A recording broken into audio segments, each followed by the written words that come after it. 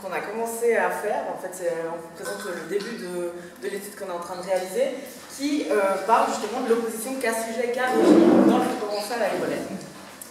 Donc, cas sujet cas régime, c'est quelque chose que je vais vous expliquer après, donc pas de panique, ça va pas être resté obscur pendant tout le long. Donc nous, justement, on regarde cette opposition dans un parler franco-provençal, encore bien en Suisse, celui d'Evolène.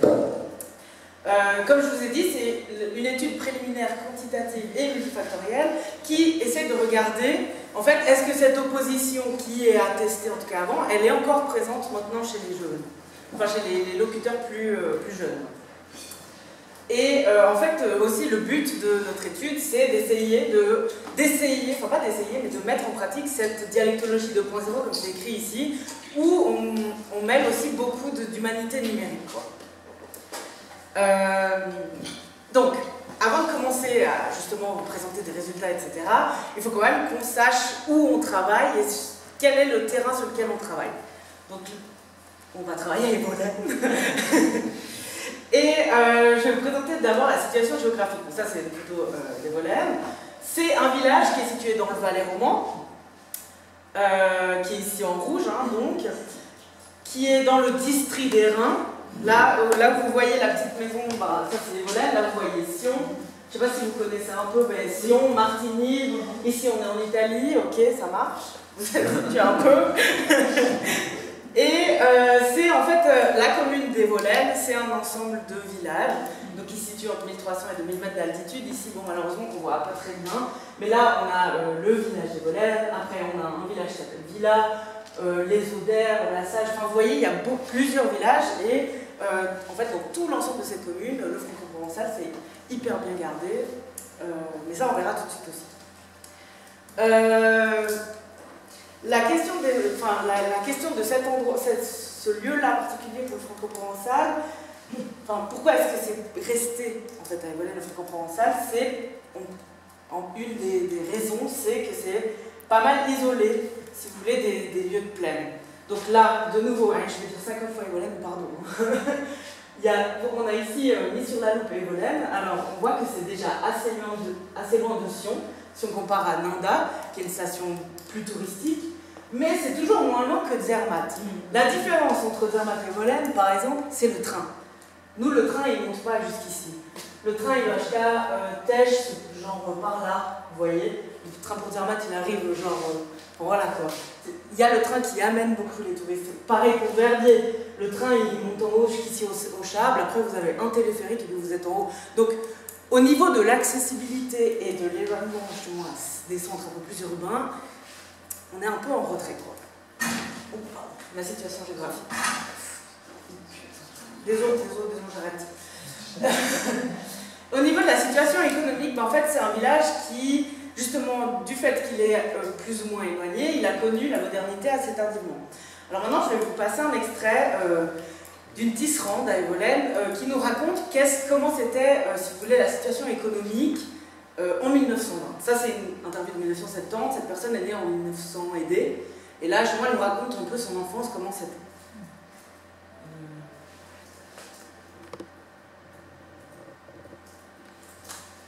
La vie était très dure. Il n'y avait guère de source de gain que le travail de la campagne, donc que se rapportait la campagne. Comme les cultures n'étaient pas tellement, comment est-ce qu'il faut dire ça, les gens cultivaient comme ils savaient, comme on avait cultivé le terrain pendant des générations avant eux. Alors on plantait un peu de blé dans la vallée, on plantait quelques légumes, mais assez peu, et des pommes de terre. Et alors les gens vivaient de ça, et du lait de la vache aussi.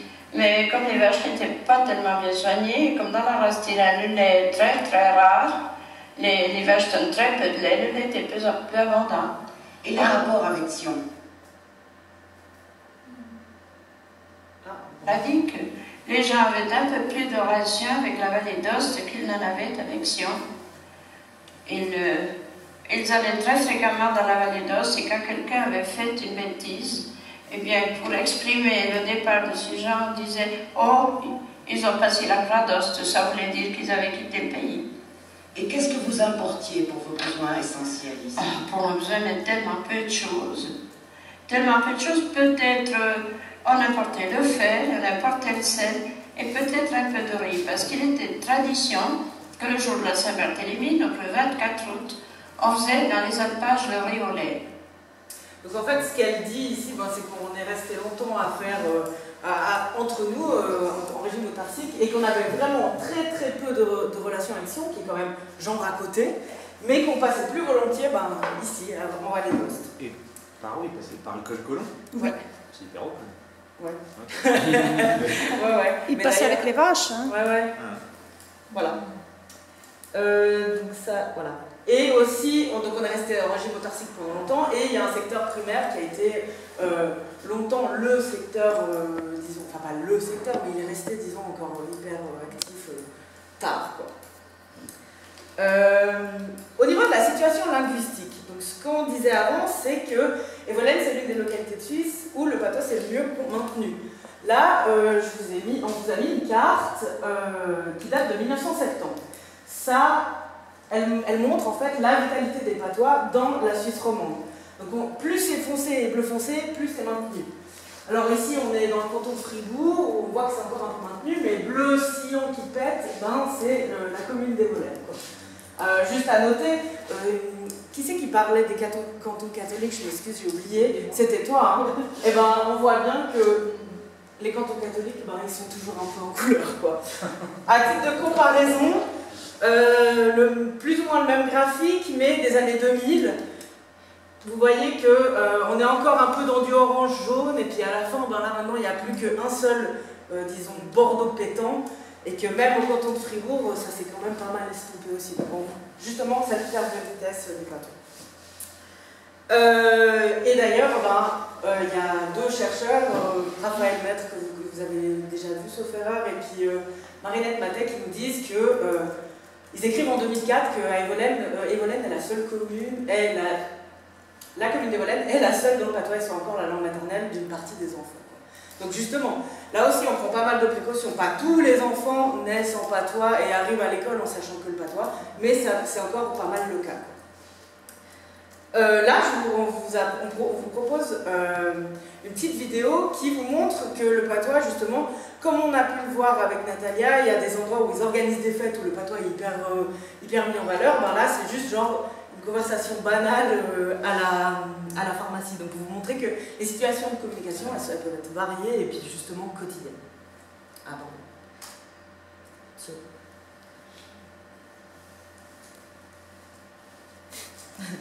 Je vais y arriver.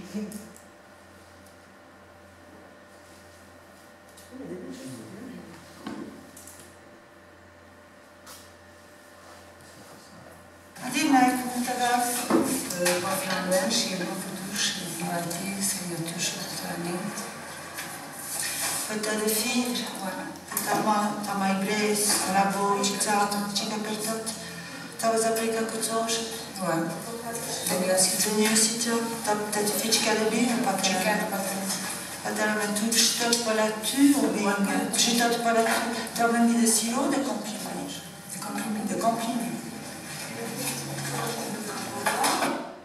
C'est ce qu'on a vu aussi de nouveau avec Natalia, c'est que des fois, comprimé, il n'y en avait pas avant. On ne se pose pas la question de dire comment est-ce qu'on pourrait dire des petites pilules qui font du bien. Non, on prend le mot, on le patoise et puis ciao, quoi. Ok. Alors maintenant, la question du système bicasuel. Maintenant qu'on sait où est-ce qu'on est, quelle situation économique, quelle situation linguistique, qu'est-ce qui nous intéresse vraiment dans cette recherche? Le système bicasuel. Alors, peut-être certains d'entre vous ont fait du latin, d'autres pas. En latin, on avait plusieurs cas, donc nominatif, vocatif, accusatif, génitif, datif, ablatif, et il y en a de ceux qui ont sauté, ils se sont un peu généralisés déjà en ancien français. Donc nominatif et vocatif, ils sont devenus qu'un sujet, et accusatif, génitif, datif, ablatif, ils sont devenus qu'un régime. Okay. Alors, qu'est-ce que ça veut dire qu'un sujet qu'un régime? Ça veut dire des mots, enfin, un groupe de mots, un déterminant plus un nom. S'il est en position de sujet du verbe, c'est qu'un sujet. S'il est en position d'objet, c'est qu'un régime. Voilà. Ça, c'est le cas sujet qu'un régime. Du coup, en ancien français, on avait une opposition qui était marquée seulement au masculin. Donc ça veut dire que un déterminant plus nom masculin Au cas sujet singulier, il disait l'imours. Au pluriel, l'imour. Au régime, l'émour et l'émours. Ok, d'accord, ça marche. En ancien français, on est comme ça. Comment ça a fonctionné après dans le patois et le franco-provençal? Ouais, bon, enfin, il était au masculin et pas au féminin. Comment ça s'est transmis, comment ça a survécu ou pas en franco-provençal, en Valais? Il faut savoir, et ça, je pense que si vous avez besoin de plus d'informations sur l'histoire du Valais, Rodolphe a l'air pas mal ok, mais il y a une partie du Valais qui est devenue savoyard à un long moment et une autre partie pas. Et en fait, on se rend compte que dans cette partie du Valais qui n'est pas devenue trop longtemps savoyarde, qu'on appelle épiscopale, si vous voulez, ce marquage cas sujet cas régime, il est resté dans les patois. Alors que dans toute la partie valaisanne savoyarde, comme on dit, cette opposition cas sujet cas régime, elle n'a pas survécu. Donc nous, avec Evolène, on départ ici, dans un Valais épiscopal, dont justement ce maintien du cas sujet et cas régime. Ok, ça marche. Maintenant, on comprend plus ou moins ce que c'est. On comprend où est-ce qu'il se maintient, où est-ce qu'il ne s'est pas maintenu. Et alors, quelle est la spécificité, encore plus spécifique, de justement cette déclinaison? On sait, comme on a vu avant, en ancien français, on avait cette déclinaison cas sujet cas régime sur le masculin, mais pas sur le féminin. Ok. En Valais épiscopal, ça fonctionne. Alors, cette carte, elle est un peu compliquée, mais pour nous la simplifier, quand il n'y a qu'une ligne, ça veut dire qu'il n'y a pas de cas sujet cas régime, et quand il y en a deux, c'est qu'il y a un marquage de cas sujet et cas régime. Donc vous voyez bien, ici on a deux lignes, ici on a deux lignes, ok. Valais épiscopal, ok. Si vous voulez, c'est la confirmation que ça se réalise. Il se décline au masculin. Ici, on peut vous mettre un petit exemple. Le mocho est playage le jeu. Lu mocho est playage le jeu. On est au masculin. Cas, sujet, lu. Ok.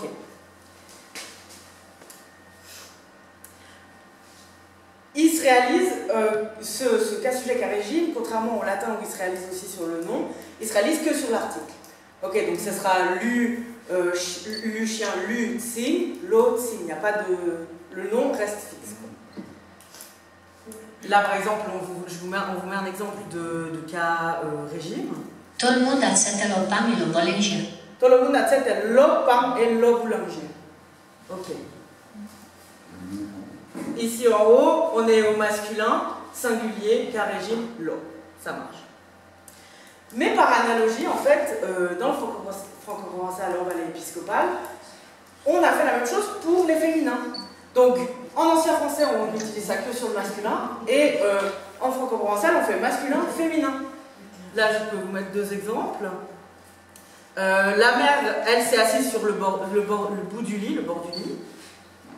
Le marche s'achetaille le bord de la pousse. Le marche le bord de la pousse. Okay. C'est que quand c'est déterminé? Ouais, c'est que sur le déterminé que ça fonctionne. Et là, de nouveau, et là, ensuite, donc on a vu que ça fonctionnait au masculin, ça fonctionne au féminin par analogie au masculin, et maintenant, on peut voir que ça fonctionne aussi sur le pluriel, et que à Evolène, en fait. Comme je vous ai dit avant, s'il y a deux lignes, bon bah, après, bon, vous voyez ici, il y a deux lignes, mais c'est un peu compliqué, parce qu'il n'y a pas partout les mêmes symboles, bref, c'est compliqué. Mais là, il y a une ligne, et à Evolène, on garde sur le pluriel, justement, les deux lignes, donc la double réalisation. C'est pas notre cas. Et là, je vous mets un exemple de... enfin oui, au pluriel, il semblerait que cela Evolène proroge ce marquage. Et ça fonctionne pour le genre masculin, ok. Là, je vous mets un exemple. Les vaches bèvent au bout. Les vaches boivent à la fontaine. Les vaches bèvent au boule, ok. Et au cas sujet pluriel, on est toujours à lu. Il ne faut pas que le ménage le vicham trata. Il ne faut pas qu'elle lu ménage chez les vicham trata. Il ne faut pas que les enfants se lèvent trop tard. Vous préférez que je fasse la traduction en français quand même quand elle parle ou... Ok, vous avez, c'est pas très c'est bon. Oui, non, mais genre peut-être que je vais trop vite. Non, mais c'est bien quand tu reprononces toi aussi. Ok, d'accord. Et au pluriel régime, on est à lait. Donc, Le bébé ou le petit qui a la braise grassolence. Donc, il y a les brises, les bras grassouillés, les brises. On est au cas régime. Mais, et ça c'est ce qui est un peu étonnant, c'est que déjà dans les enquêtes ici à côté, il y avait certains locuteurs qui faisaient le pluriel en lu, les, et d'autres qui ne le faisaient pas. Genre au cas sujet, le lu pluriel ça ne fonctionnait pas. Et ils ont gardé pour tout le lait, comme ici, la personne ici.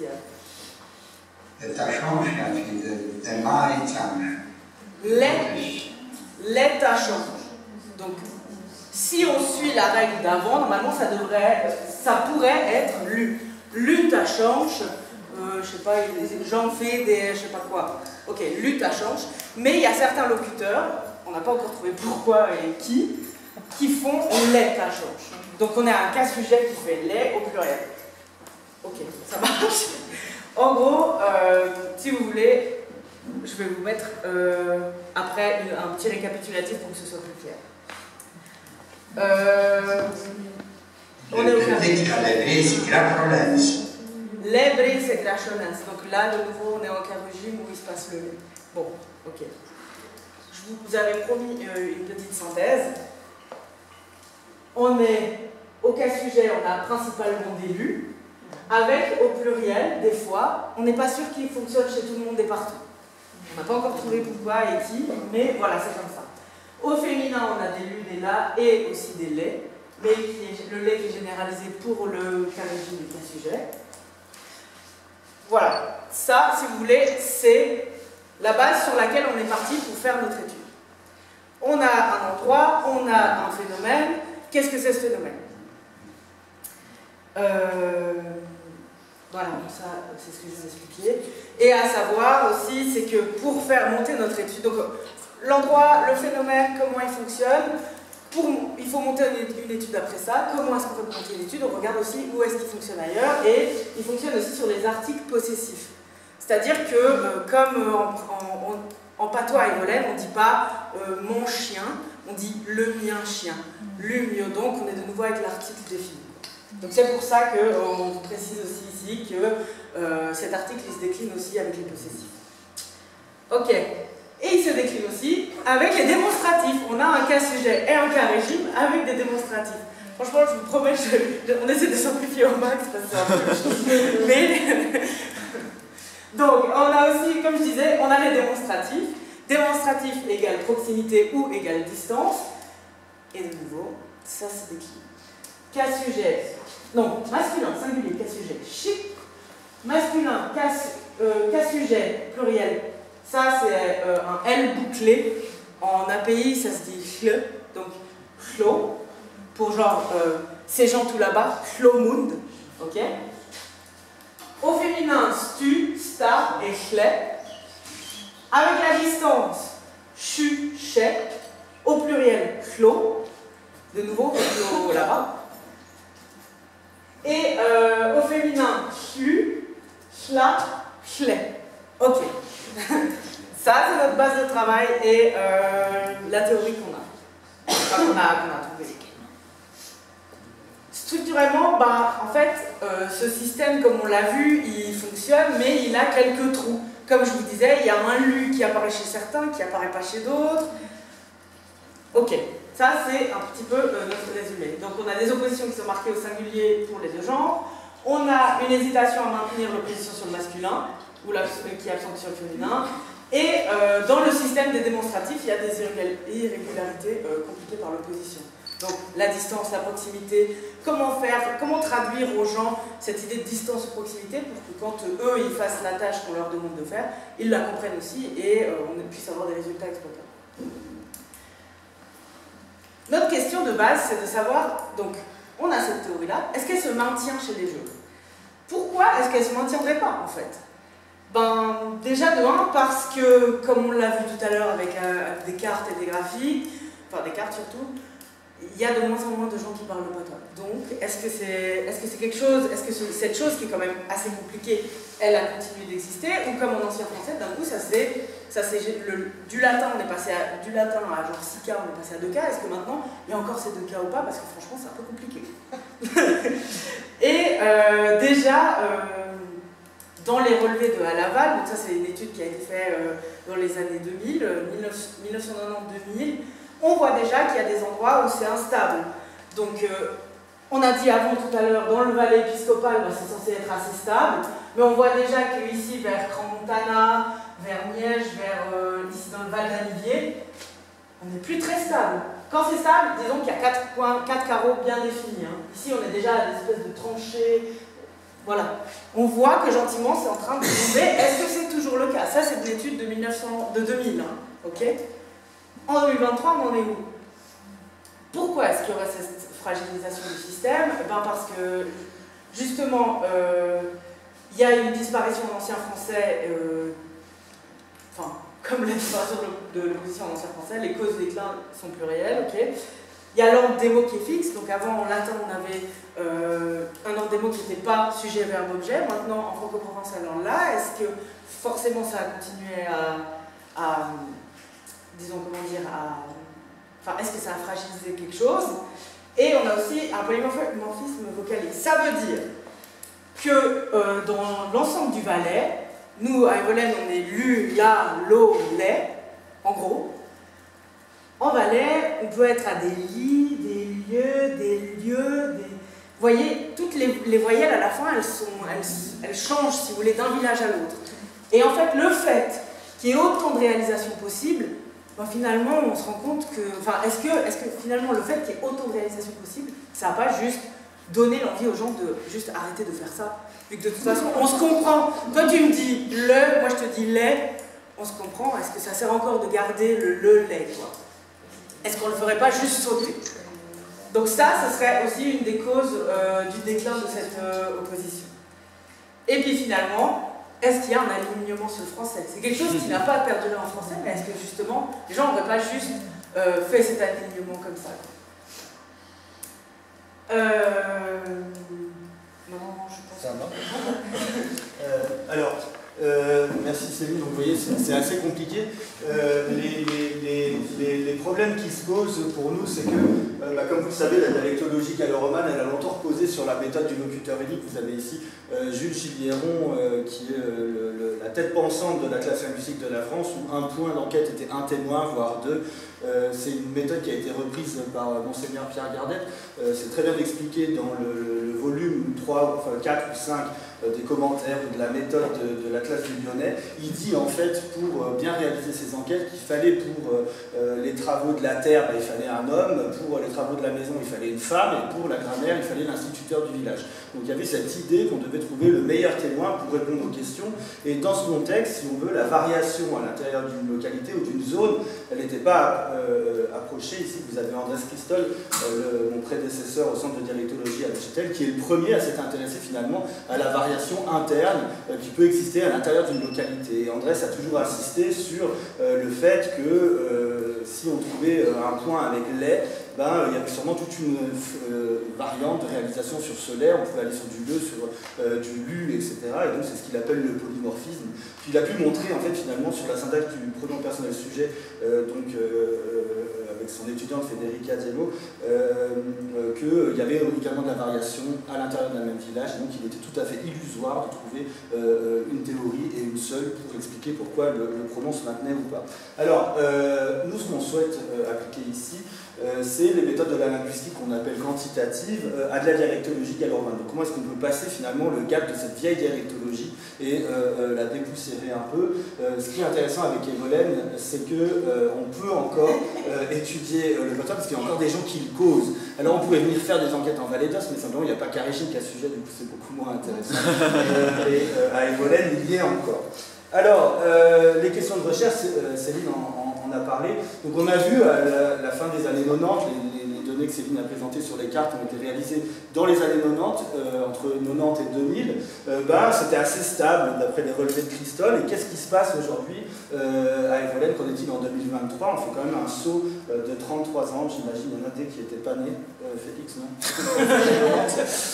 Voilà, alors comment est-ce qu'on a travaillé? On a réalisé des enquêtes, c'était le mois dernier.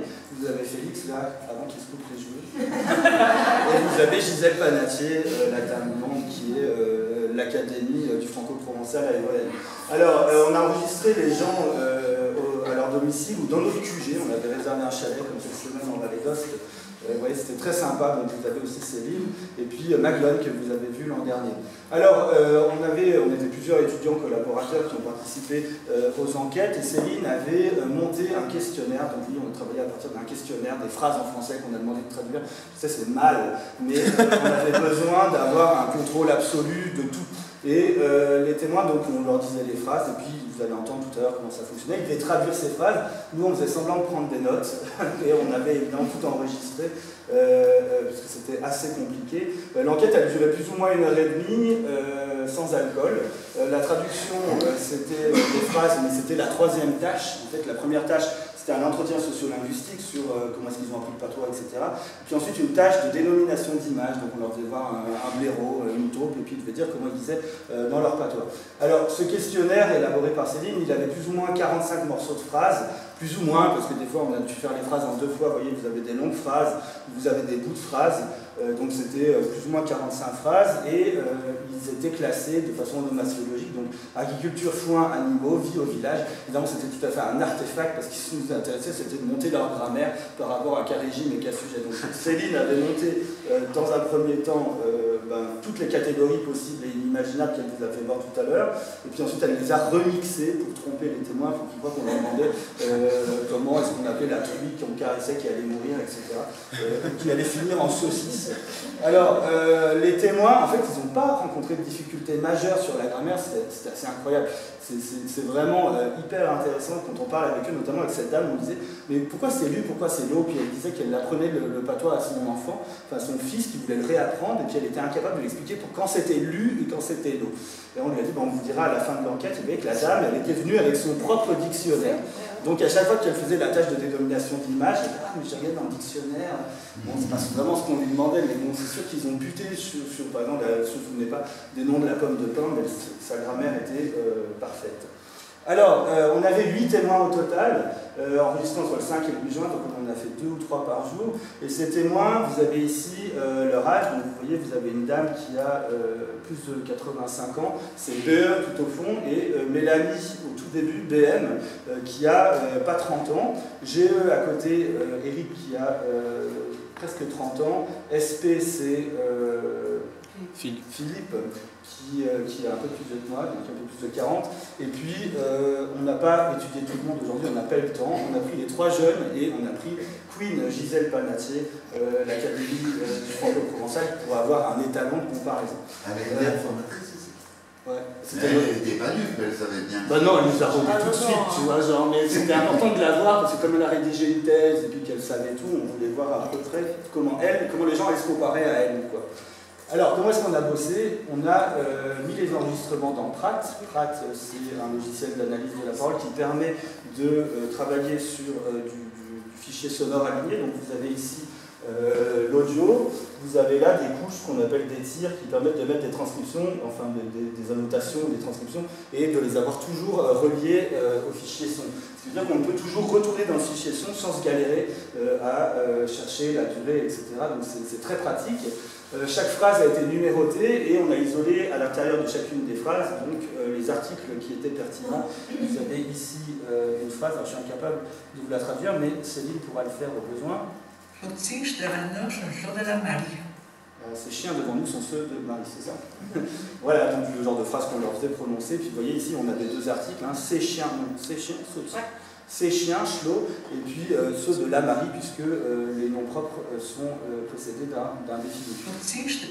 Voilà, alors c'est nous. C'est nous qui avons fait L'analyse elle a été faite de façon auditive et instrumentale, donc on s'est posé avec Céline devant Prat, et puis on a noté l'ensemble des déterminants, ça avait volé, on était allé chercher la raclette. Voilà, donc on a eu une approche qui est fonctionnelle, ça c'est anti-Andrés Cristol, donc on ne s'est pas intéressé à la variation des timbres, mais on s'est intéressé à la variation, y a-t-il un contraste? Alors on va le voir dans cet extrait ici, je vous joue l'entier. Du schaust que le Matarouf l'a fait brûler le cœur et la chaîne. Alors, tu sais que la fille Rumpf a fait brûler la maison. Et puis,